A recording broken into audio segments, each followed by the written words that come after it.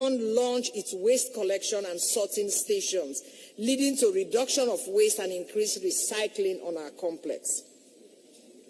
This second UN Habitat Assembly, being held in Nairobi, is an indication of the importance and relevance of Nairobi as a UN global hub. The United Nations office in Nairobi, as the only UN headquarters office in the global south, has seen an increasing number of UN offices seeking to relocate their staff to Nairobi with the objective of working together to the realization of the 2030 Agenda for Sustainable Development. It is for UN Habitats, UNEP, and the growing confluence of UN entities operating in and from Nairobi that the Secretary General has proposed and the General Assembly has approved an unprecedented program of investment in our complex, including a substantial and long overdue expansion and upgrade of this conference facility. Lastly, I would like to thank member states for the great support they provide to UN Habitats, UNEP, UNON, and all the UN agencies, funds and programs working in Kenya. As UNON, we are particularly grateful for member states' support to our capital investments, which will ensure the provision of upgraded facilities in our Gigiri complex and transform us into an iconic premises in Africa. We thank you, President Ruto, for your tremendous support for this capital project. As we move forward with this project, we are conscious of our responsibility to do so in close partnership with UN Habitat and UNEP, both being key stakeholders for the conference upgrade projects. For its part, UN Habitat will help us to ensure that we are working in alignment with the principles of sustainable urbanization.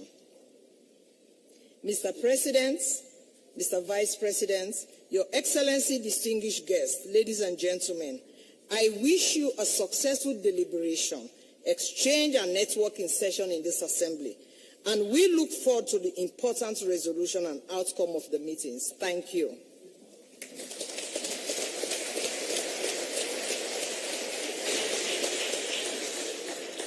I thank you, Madame Bangura, for this very informative statement, and on behalf of the UN Habitat Assembly, I wish to thank you for your warm welcome on this beautiful compound. Excellencies, distinguished delegates, I now call on Mr. Lee Yunhua, Under-Secretary General of the United Nations Department of Economic Affairs, to share some brief remarks and to introduce, throughout a video recording, the statement of the United Nations Secretary General, Mr. Antonio Guterres. I invite the Secretariat to screen the video statements from the Secretary General at the appropriate time during Mr. Yunhua's presence at the podium. Sir, you have the floor.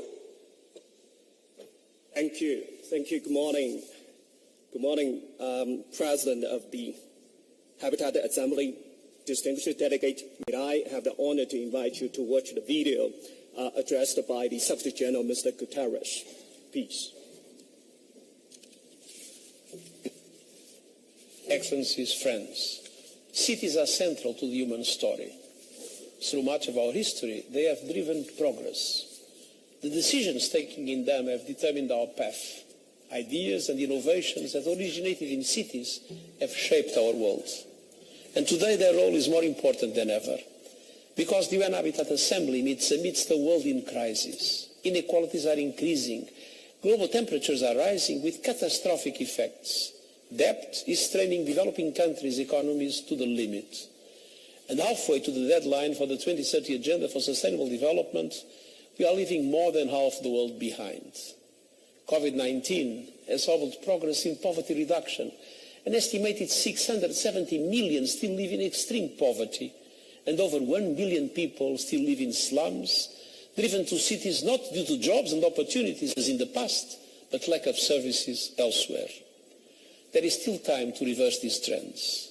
But to do so, we must fight for the future we want, the future envisaged in the SDGs, the new urban agenda and the Paris Agreement. Cities are critical battlegrounds. They generate 70% of global emissions. They house half of humanity. And by 2050, over 2 billion more people will call them home. My report, Our Common Agenda, calls for a reinvigorated and more inclusive multilateralism, recognizing the pivotal role cities and other local authorities play in addressing the challenges we face. Such multilateralism is vital to help cities to play their part, to ensure the finance, information and support is in place for them to become resilient, inclusive and sustainable. Multilateralism must support cities to take action on climate, advance access to affordable housing and deliver the local initiatives needed to make the SDGs a reality. I am confident that this UN Habitat Assembly will advance these aims, including through your ministerial declaration.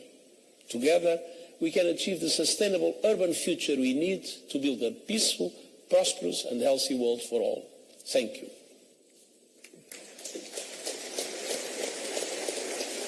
Thank you. Thank you. Your Excellency, the President of the Republic of Kenya, Your Excellency, the Vice President of the Republic of Botswana, Excellencies, distinguished delegates, ladies and gentlemen, I'm honored to represent the Secretary General and to address you today at the second session of the United Nations Habitat Assembly. Cities have played a foundational role in shaping our societies. They have often served as a symbol of development success. Therefore, your focus today on driving forward a sustainable urban future through inclusive and effective multilateralism is relevant and well-timed, Excellencies. In the coming September, world leaders will gather at the SDG Summit to be held in New York to mark the halfway point on our journey towards the 2030 Agenda for Sustainable Development. But all reviews of the progress today have found us lacking behind. Despite our promise to leave no one behind, some 670 million people live in extreme poverty. Almost 1/4 of the young people are without school, training, or employment. And the safe access to the water and the sanitation services still affects billions.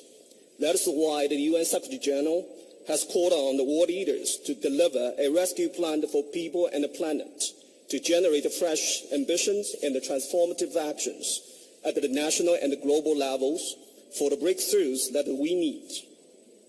This plan that aims at a greater support for the developing countries to implement the SDGs, including by filling the financing gap through the delivery of the SDGs stimulus.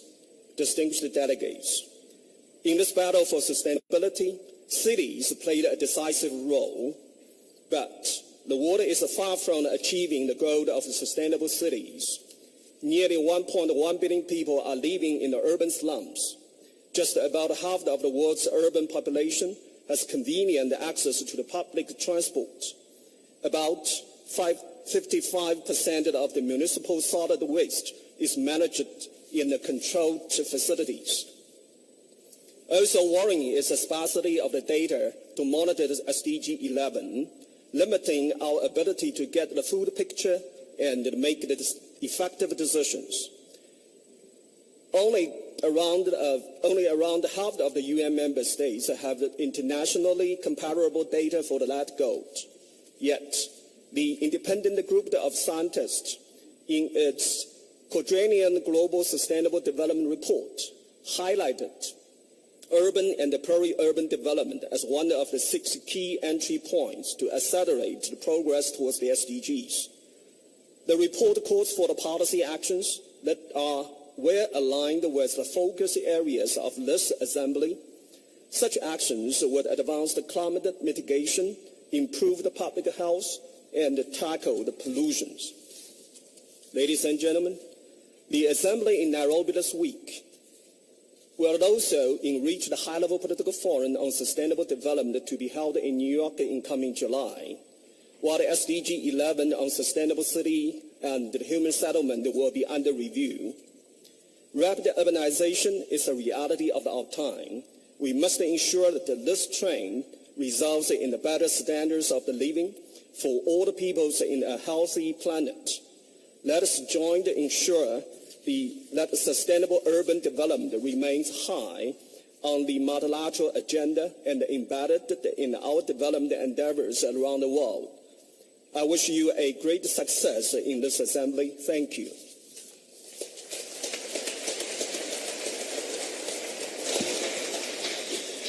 On behalf of all delegations, I would like to thank the Secretary General, Mr. Antonio Gutierrez, for his inspiring message at the UN Habitat Assembly, and Mr. Yunoa for his message. Please convey our sincere appreciation to the Secretary General.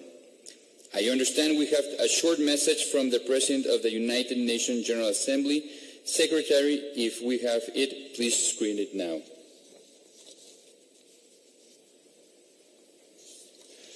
Excellencies, ladies and gentlemen, let me extend my warmest greetings to all the participants of the second session of the United Nations Habitat Assembly in Nairobi. Currently, the United Nations is leading some crucial global undertakings. Understanding the root causes of the most complex crises of the last 75 years. Implementing an ambitious sustainability development agenda, and protecting the planet from the scourge of climate change. UN Habitat plays a vital role in all these endeavors. Cities are in the epicenter of the converging crises we currently face. From migration to climate change and conflicts, the cumulative effects of these phenomena are magnified in urban areas, in particular in developing countries.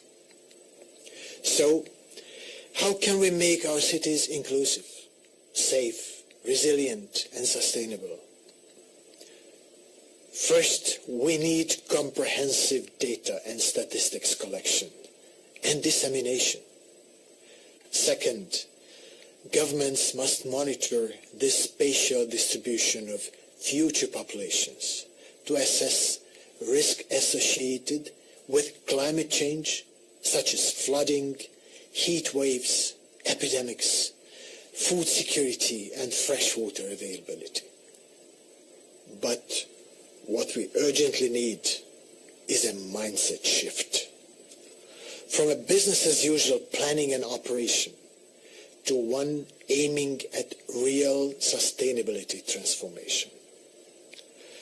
This means strengthening the science policy interface, advancing evidence-based solutions, and approaching our goals holistically.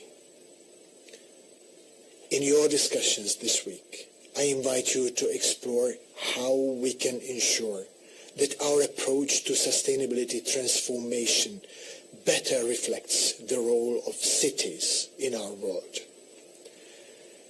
Ladies and gentlemen, the lagging in SDG implementation is a universal problem. However, it is the people living in the developing countries, including those in special situations, who often bear the brunt of the crises we face. We urgently need political will, commitment, solidarity, financing, and action. The COVID-19 pandemic has shown us that we are capable of implementing massive, radical, and transformative action when humanity is under threat. We must build on this momentum and mobilize political commitments and breakthroughs.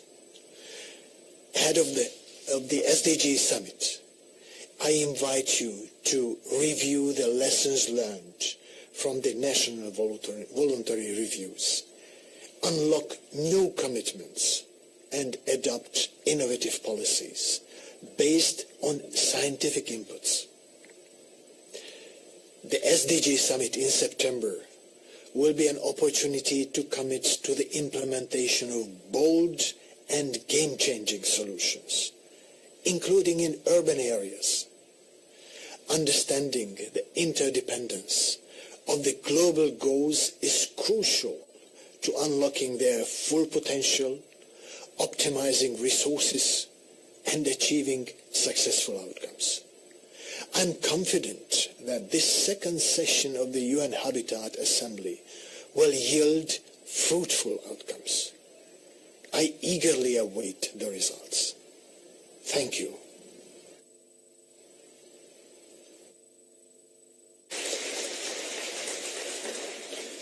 Our gratitude to the President of the United Nations General Assembly for taking time to send us this message. Before I call Their Excellencies Vice President Sowani and President Ruto, I wish to call on the Executive Director, Mrs. Muna Mon Sharif. Madam, you have the floor, please.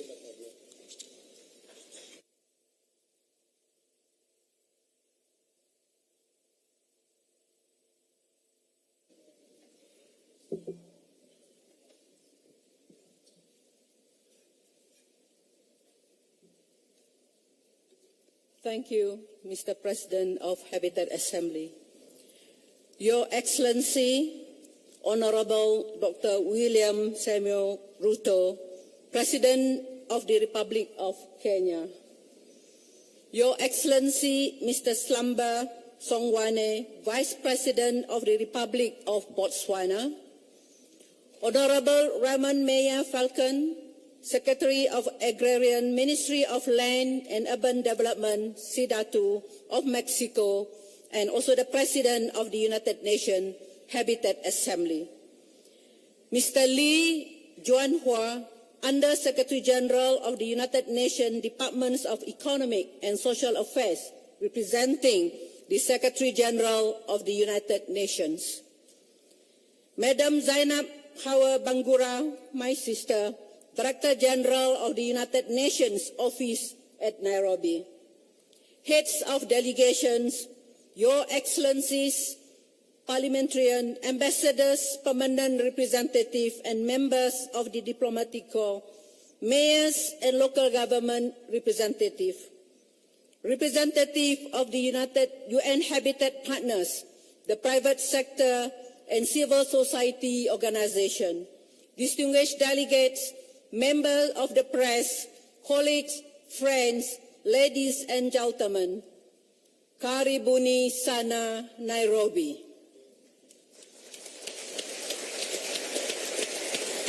Habariya usubuhi. Welcome to the second United Nations Habitat Assembly.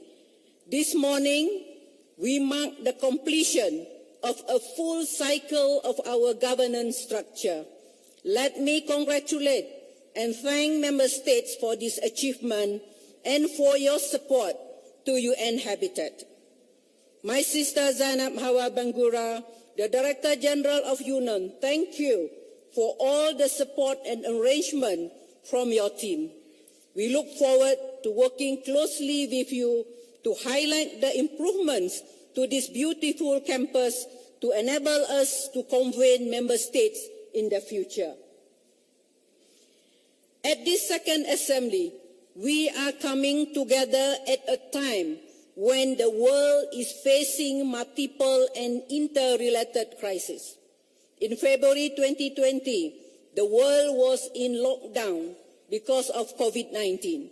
The socio-economic fallout has intensified inequalities and fueled conflicts in every region of the world. All is happening when humanity is facing a triple planetary crisis involving climate change, pollution, and biodiversity loss. As the Secretary General said, unless we act now, the 2030 Agenda will become an epitaph for the world that might have been. Excellencies, distinguished delegates, it is very appropriate that our second United Nations Habitat Assembly is starting on the World Environment Day. It is significant because the climate goals, the Paris Agreement, and our aspirations to keep global warming within 1.5 degrees can only be achieved if member states prioritize sustainable urbanization as the basis of sustainable development. We are grateful for the first time 50 ministers of housing and planning met in COP27 in Sharm el-Sheikh, Egypt, to ensure that we mainstream and prioritize a just transition of our cities and communities for the sake of future generations. The reality is that impact of extreme climate events, conflicts, natural disasters, global pandemic, and the cost of living crisis are felt first and foremost in cities. Their secondary effects, often long-term in nature, and are also visited upon urban areas. Multi-dimensional inequalities continue to deepen between and within countries and territories, weakening the social contract that forms the foundations of our society.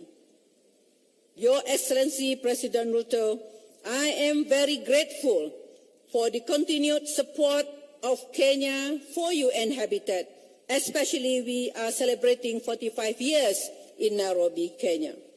Kenya, under your leadership, continues to be a beacon of hope. As you know firsthand, those of us from humble beginnings understand how adequate housing and urbanization can deliver a better quality of life. The more well-planned and well-organized, the more people we can uplift from poverty.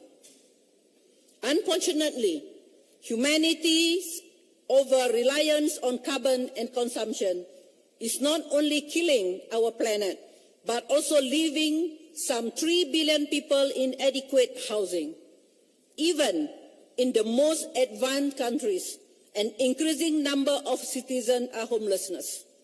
They are joined by 1.5 billion currently residing in poor and unhealthy housing.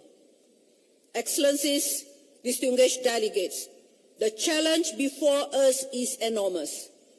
The only way we can achieve positive and transformative impact on the ground is not to go it alone, but to embrace multilateral action. Here, I would like to quote a Swahili proverb that reads, "Unity is strength, division is weakness." To answer the call of Member States to set priorities, we have taken guidance from Member States at the high-level meeting on the implementation of the new urban agenda last year. We are also grateful for inputs from ministerial roundtables at the 11th session of the World Urban Forum and at COP27, respectively. I have put forward UN Habitat's priorities, including on adequate housing, climate adaptation, localizing the Sustainable Development Goals, and better urban crisis management. They correspond to the UN Habitat Strategic Plan that was approved by Member States in the first assembly. We thank the Committee of Permanent Representatives that pronounced on the robustness of our strategic plan despite COVID-19.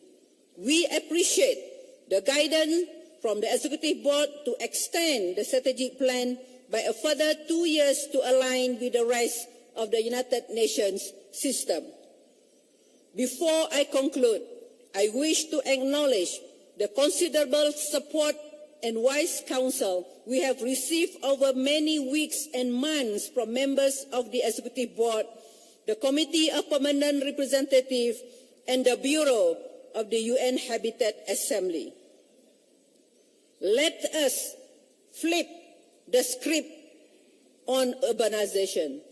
We need practical and pragmatic ways to transform our cities into champions of zero waste. We need to formulate policies that guide countries towards carbon neutrality. We need to harness the talent in cities and communities to reshape financing to achieve the Sustainable Development Goals. We need Member States to prioritize national and local cooperation as the basis of a just transition. Let us never forget human rights and the UN Charter as the basis for sustainable urbanization. President William Samuel Ruto and Vice President Song Wane, representing President Masisi, I thank you for your presence at the second United Nations Habitat Assembly.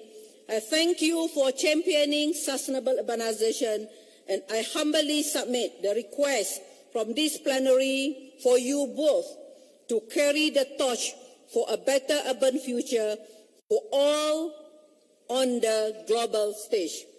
I thank you. Asante Sana.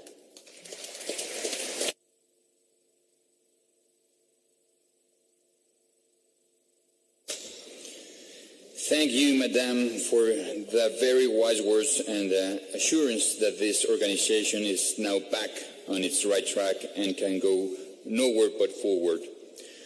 We will now have a pleasure of listening to a very nice program of Art of Music Foundation, which is a musical group called Ghetto Classics, a very unique orchestra which uses music education to provide the youth with opportunities to better themselves and their community by giving them the life skills that come with the discipline of studying music.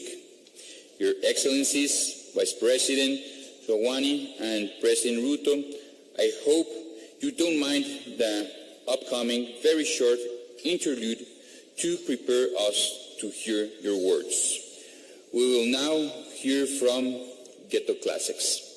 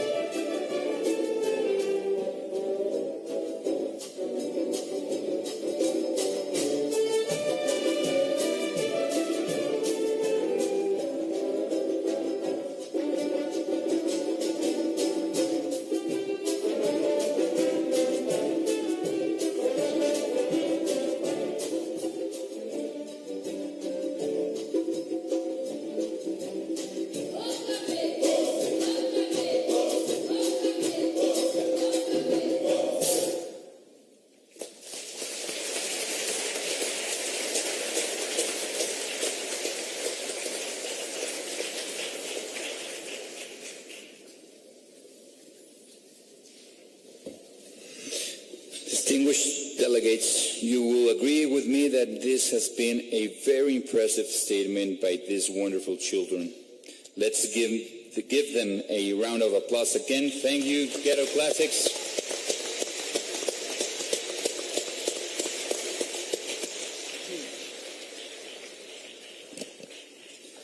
Let me also thank the Ambassador of Belgium, Mr. Peter Madame, who sponsored this performance. Ambassador, thank you very much.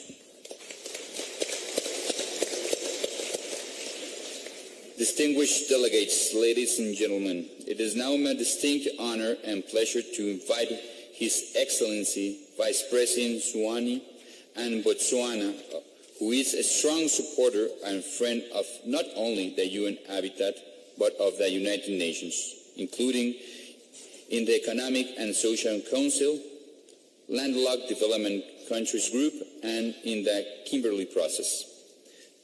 Mr. Vice President, we will feel very honored that despite your busy schedule, and you could find time not just for UN Habitat, but for the United Nations as a whole. Thank you, and you have the floor.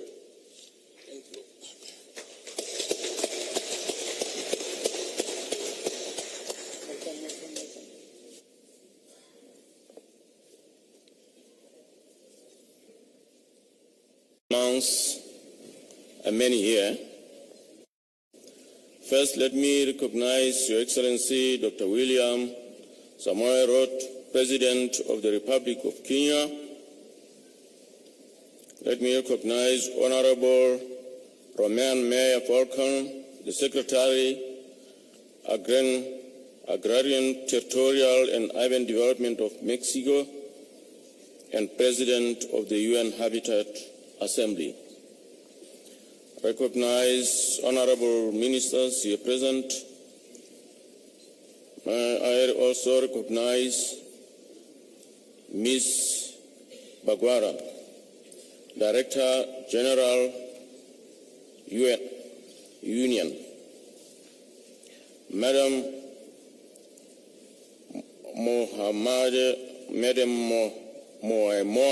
Mohadi Sharif, Executive Director of the United Nations Settlements Program, UN Habitat. Allow me also to recognize all of you, distinguished delegates, colleagues, friends, and ladies and gentlemen, safe to say, all protocol observed. Your Excellency, Dr. William Samoei Ruto, President of the Great Republic of Kenya, and Ms. Rachel Ruto, distinguished heads of state and governments here present, Excellencies, the Director General of the United Nations Office in Nairobi, Ms. Bangura, Executive Director of UN Habitat, Ms. Samona Mohad Sharif, distinguished ladies and gentlemen, a very good morning. Allow me on the onset to thank His Excellency Dr. William Ruto for inviting His Excellency the President of Botswana, Dr. Mokwetsi Masisi, whom I have the honor to represent here today. Sadly, our President's absence is due to the passing on of his dear mother, Ms. Precious Maseo Masisi, on Saturday night, June the 3rd, 2023. As the nation mourns her death, we pray for Almighty God's comfort to the family, relatives, and friends. The theme for this assembly is, as we are all aware, a sustainable urban future through inclusive and effective multilateralism, achieving the Sustainable Development Goals in times of global crisis. End of quote. It comes at a crucial time when the world is grappling with environmental crisis, at the same time recovering from the COVID-19 pandemic, particularly in cities and human settlements where people are highly concentrated. The theme is apt as it underscores the need to develop global solidarity to address global challenges, including the rapid trend of urbanization. This new form of solidarity will overcome challenges we are all facing due to increasing vulnerability of people's livelihoods from rural to urban areas, triggered by such issues such as climate change, conflict, and financial crisis. It cannot be business as usual. We need to inspire the coming generation and make sure that prosperity is based on values of social cohesion and humanity, while leaving no one behind. Our efforts require complementary solutions and concerted efforts from all, including continental and regional bodies, governments, policymakers, civil society organizations, religious leaders, and communities. That is how we build and strengthen resilience. The African continent, which has the highest urbanization rate in the world, is expected to reach the urban transition by 2030, with half of the population living in urban areas. We can change that. Urban transition offers great opportunities which this assembly must address. In most of our countries, rapid urbanization gives rise to housing deficit, growth of informal settlements, inadequate urban basic infrastructures such as energy, health facilities, transport, water, and sanitation services. These are worsened by lack of capacity for proper planning, governance, as well as financial constraints. All these problems indicate policy and implementation failures and contradict our principles and commitments to the new urban agenda.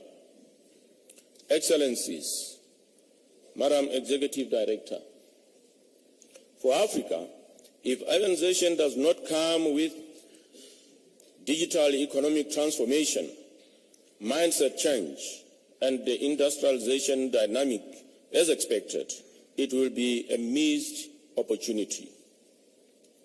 There must be a linkage between sustainable urbanization and job creation, livelihood opportunities, and improved quality of life. Urbanization without adequate productive jobs will jeopardize not only our development efforts, but also peace and security. Many governments are still contending with managing the rising expectations of citizens that stem from rapid urbanization and delayed socio-economic transformation. The unmet expectations of the people have contributed to growing frustration to the elderly people with disabilities, and particularly the youth, who demand a better tomorrow. Let us learn from the mistakes that others did and change the paradigm in Africa. Let us strive to reverse the trend with well-managed and planned urbanization that ensures sustainable development. Good governance dictates that our technocrats in the relevant disciplines and professions must up their acts to deliver on the promises that we made to our people. Botswana is ready with other member states to demonstrate the relevance of urbanization as a mega trend and to compare notes on policies and programs towards transforming our cities and member states, to raise awareness and advance the concept of resilience and sustainable cities. The planning and development of resilient cities and human settlements has become a priority, and should be based on solid partnerships among institutions, including the private sector, in and outside the Southern African region. The expert leadership of the United Nations is pivotal to the strategic thrust and action. I also urge that as African countries, we commit to elevate the African urban agenda at the level of the African Union. Together, we can leverage urbanization as an engine for economic transformation. In this respect, I would like to seize this opportunity to urge the UN Habitat to adhere to the United Nations General Assembly mandate and strengthen the regional and sub-regional cooperation with other international organizations to amplify the implementation of the new urban agenda, especially in Africa. Regional economic communities and specialized regional entities can be the anchor of regional solutions and collaborations to promote sustainable urbanization building on the new framework of the African Continental Free Trade Area that requires viable cities and to be effective. Excellencies, before I conclude, I wish to commend Ms. Mamouna Mohadi Sharif, the Executive Director of the UN Habitat, for her sterling leadership. She has tirelessly spearheaded key initiatives amid positioning the organization as a leader in sustainable urbanization. You can continue, Madam Executive Director, to count on Botswana's support to fulfill this important mandate. Finally, I sincerely hope that this second session of the United Nations Habitat Assembly will renew our commitment to implementing the new urban agenda with renewed vigor, determination, and visibility at the national levels. I thank you. Asante sana.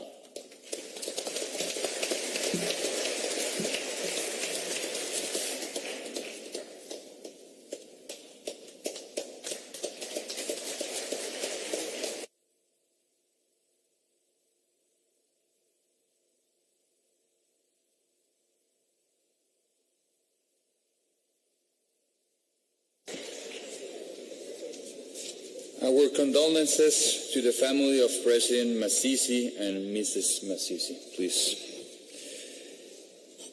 Mr. Vice President, I'm grateful for your thoughtful, provoking address and for your country's unwavering commitment for social, economic development and finding enduring solutions to poverty. I thank you. Distinguished delegates, ladies and gentlemen, it is now my honor and pleasure to invite our host and president of the beautiful country, His Excellency President Ruto, a leader who has been a supporter of UN Habitat, to inaugurate this second session of the UN Habitat Assembly. Mr. President, we are truly grateful for your magnificent attention and you have paid to UN Habitat. Mr. President, the floor is yours.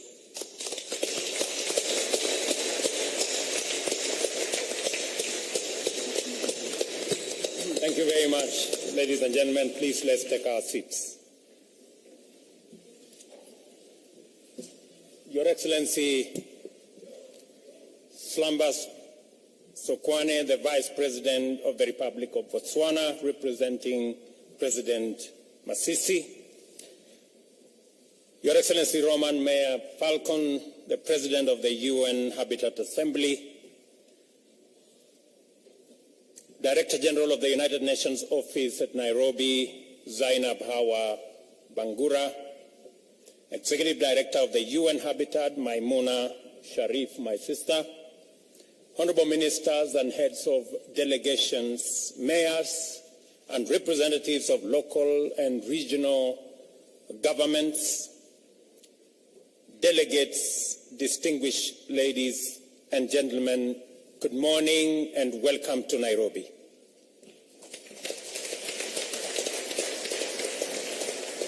On behalf of the people and government of Kenya and on my own behalf, I'm truly delighted to have the honor to welcoming you to this warm and beautiful land in Kenya and to our capital city of Nairobi, the globally famous green city in the sun. I hope you have already experienced our people's legendary hospitality and that you will find some time to explore and enjoy the attractions which have earned us the name Magical Kenya.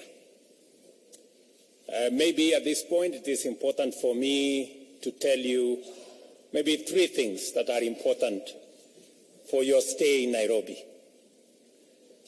Number 1, this is the city, the only one in the world, with a closed canopy forest on one side, the side where we are. This is also the only city in the world that has a national park in the city with wild animals, elephants and rhinos and lions and cheetahs. And just for your information, you may find them in the street sometimes because they break off from the fence of the national park. Please be careful because they are wild. They are not domesticated. And lastly, many of you at the end of this that Kenya is the home and the cradle of humankind. This is where the earliest remains of man have been traced. So when you find yourself feeling at home and having a problem going back to Europe and America and the rest of Africa, just know that you are at home. So let me welcome you home. In fact, we are considering removing all requirements of travel and visa because it's not fair for anybody to be asked for visa when they are going home.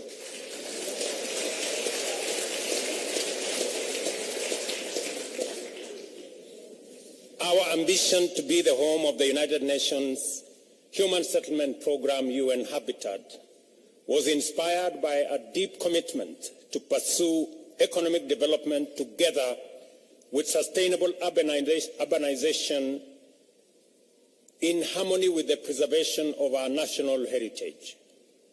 The international community's decision to locate this critical organization here is therefore out of recognition and emphatic endorsement of this commitment. Our experience in balancing the imperatives of industrialization, sustainable urbanization, and ecological responsibility as fundamental components of socio-economic transformation has had its challenges and setbacks. But we are persuaded now, more than ever, that not only is it worthwhile and feasible, but it also enhances the efficiency, safety, beauty, and livability of our cities. Even now, challenges exist with variety and on a scale that is unprecedented. The world is emerging from a devastating pandemic whilst grappling with a relentless economic crisis driven by geopolitical tensions as well as the triple planetary crisis of pollution, loss of biodiversity, and of course, climate change. As a consequence, millions of people throughout the world have been adversely affected, including through threats to life and also threats to livelihoods. In addition to normal migration to urban areas, millions of people displaced by the recent social, economic, and political upheavals joined the poor, vulnerable, underserved, and marginal segments of our urban populations. For better or for worse, the world population has reached 8 billion people, 57% of whom live in urban areas. These numbers are expected to increase steadily in the coming years, but urban populations are projected to rise even faster. In the global south, the rates will be even more pronounced, whilst in Africa, where the median age is 19, urban populations will be very youthful, presenting a novel set of challenges and opportunities for national economic and urban planning and general development. Urban centers have always held the most intense concentrations of both best and the worst human possibilities: wealth and poverty, well-being and suffering, dignity and misery, all in one ecosystem. As a result, they are also the theaters of the starkest inequalities in human opportunities and human outcomes. The explosion in global populations as well as urbanization has immense implications for global production and consumption, with humanity poised firmly between trends and practices likely to overwhelm the planet's capacity to support life on one end and clean, green, efficient, and abundant sustainability on the other end. Fundamentally, this gathering is one more opportunity for the global community to confer and reflect about the progress made in imagining new possibilities for the sustainable provision of opportunities and amenities to promote the flourishing of nearly 10 billion human beings, whilst enhancing the Earth's capacity to support all life on it. Urbanization is an economy's ultimate test of efficiency, inclusivity, resilience, and sustainability across all goods and services. Huge demands for basic goods is always accompanied by tremendous pressure on energy resources and the environment. The connection between prosperity and ecological sustainability is always strong and direct.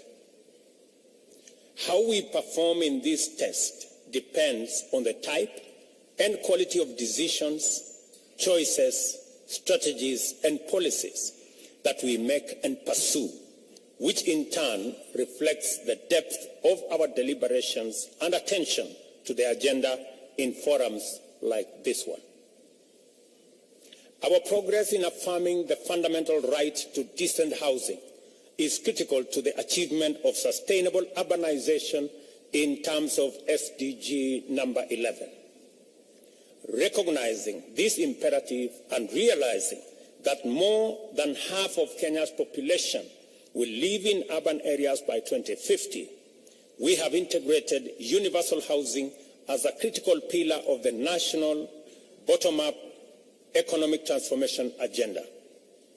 Into the housing program, we have further mainstreamed sustainable urban practices of green building, green spaces, adoption of low-carbon energy use, including low-carbon transport solutions, as well as urban agriculture and effective waste management.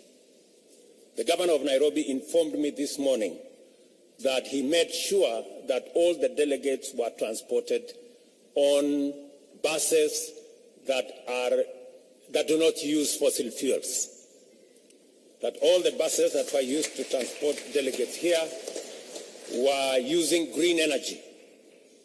In addition to these measures under our urban resilience program, we are restoring degraded landscapes and ecosystems through a robust program, which includes increasing Kenya's tree cover from 12% currently to 30% by planting 15 billion trees over the next 10 years.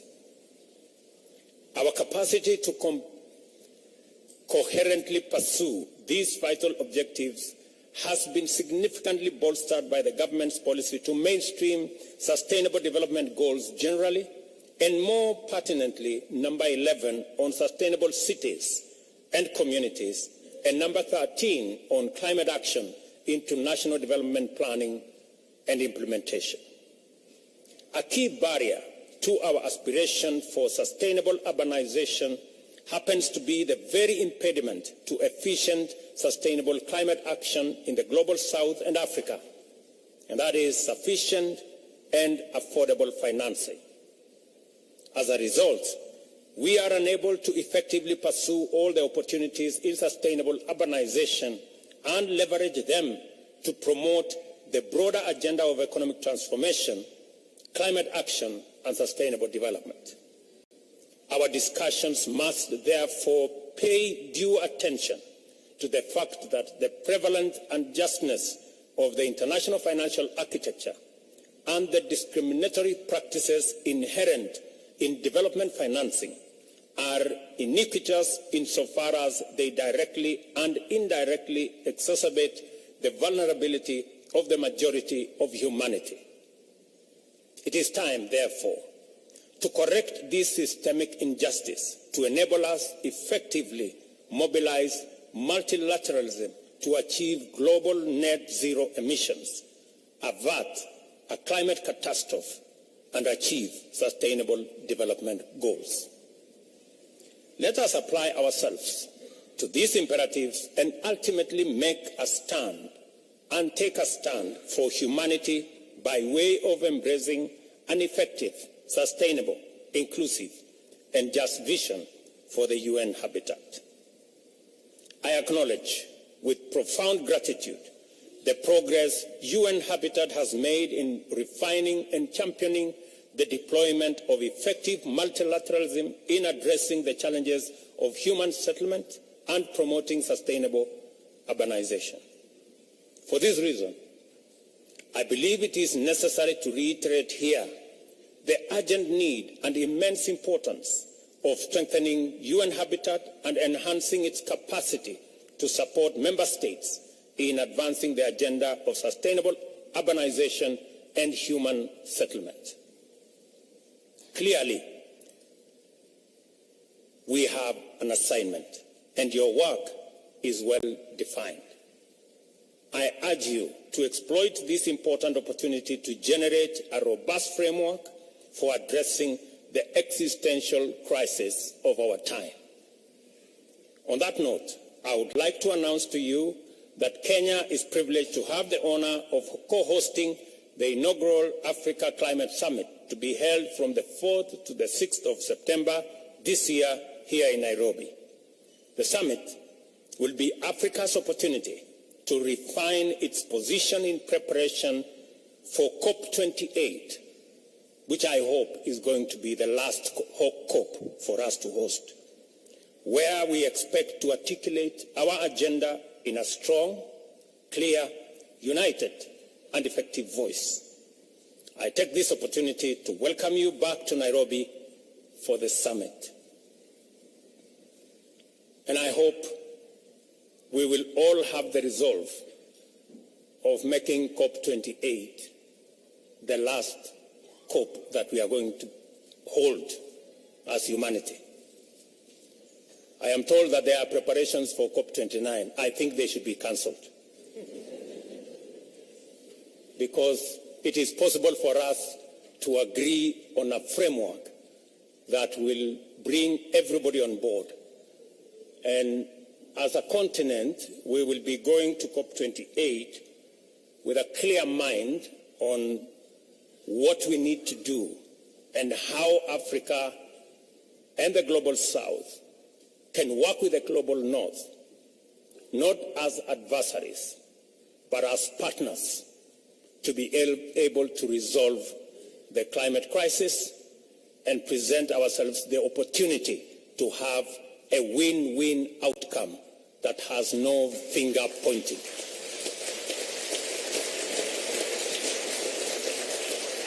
I am a very strong believer that with the right investments, Africa can present the opportunity to decarbonize global manufacturing and industrialization and provide for green growth. This is not an occasion for us to do the usual, North versus South. I think it will be irresponsible of us to continue that conversation. The South is as in danger as is the North on this matter of climate change. None of us is safe. And therefore, we should act in concert, we should act together, and we should seek a win-win outcome. The second session of the UN Habitat Assembly is now officially open, and I thank you.